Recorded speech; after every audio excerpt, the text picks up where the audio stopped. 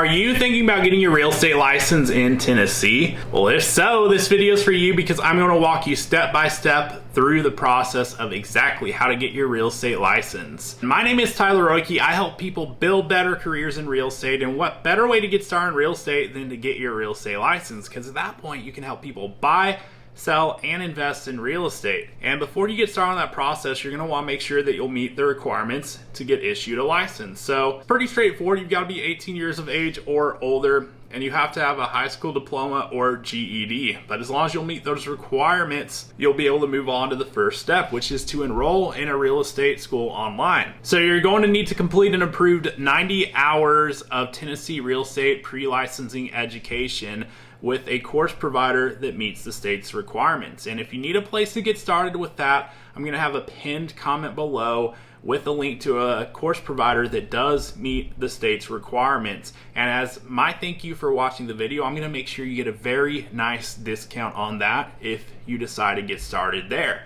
And regardless, once you meet those 90 hours of required pre-licensing coursework and take care of that, you're going to be able to move on to the second step of the process, which is to take and pass the real estate licensing exam. So you're going to want to successfully pass with a score of 70% or higher. And the exam is going to consist of a total of 120 questions broken down between 80 on the national portion of the exam and 40 on the state specific portion of the exam.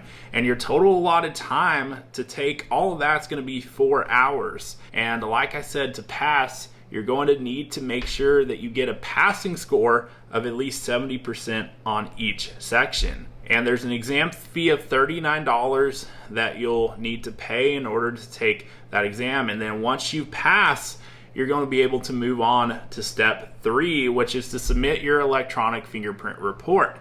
And then once you get those fingerprints taken care of and submitted, you can move on to step 4, which is to select a brokerage. So you're going to need to obtain sponsorship from a Tennessee real estate broker, effectively a managing broker, because as a new broker associate, you're going to need to be affiliated somewhere with your license. So I'm not going to go into detail in this video on how exactly to select a sponsoring broker, but I made another video on the channel that will walk you through that process and knowing exactly what to look for in a broker, as well as what questions to ask as you're looking at your different options out there. So feel free to give that video a watch, and it's going to prepare you to be able to find a brokerage that's going to be the best possible fit for you based on your goals getting started in the real estate business. And once you've selected a brokerage, you can move on to step 5, which is to obtain proof of errors and omissions insurance. So depending on where you got started brokerage wise, they may be able to help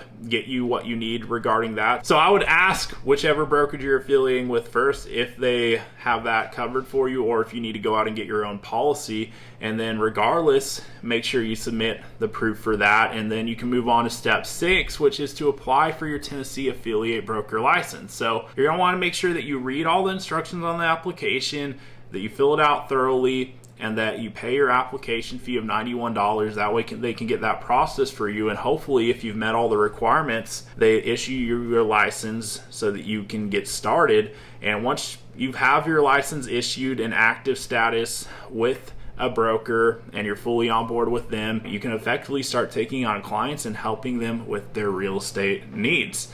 And there is one more step to be aware of, and it's step 7, which is your CE. So there's a continuing education requirement that every 2 years you've got to complete 16 hours of CE, and that's between 6 mandatory hours and then 10 elective hours that you have more of a selection on. And regardless, it's got to be hours that will count towards your state CE, so make sure that whatever course you're taking will count towards the state's requirement for that, and be sure to meet that requirement every 2 years. That way you can renew your license at that point, because the last thing you want to have happen after you go through everything it takes to get your license is to have it lapse because you forgot to do your CE.